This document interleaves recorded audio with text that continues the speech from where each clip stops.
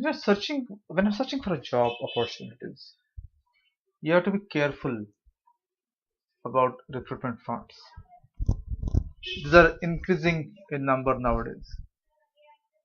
There are a number of ways fraudsters can try to fool you, but there are at least three guidelines that you should follow to stay yourself away from such frauds.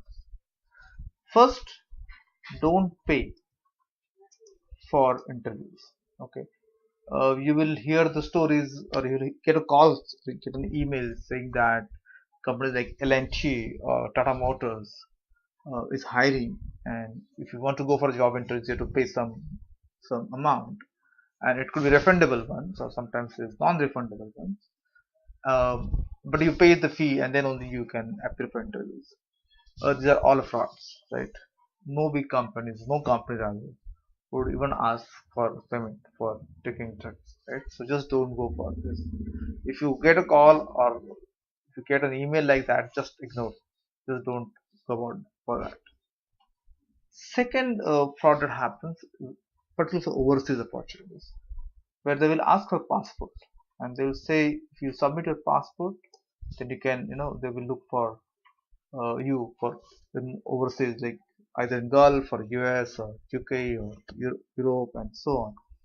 Now there are people who are always desperate to go out abroad and make it, fall prey to uh, these frauds. But you should never hand over your passport to anyone, to any recruiter. Third, you should be careful about somebody offering too much salary for too less work or too less qualification. So they will say, something like 50,000 rupees per month for 10 standard first person. Now, yes, there could be jobs like that, but then you should be over careful about when such things happen and really want to know what is being asked.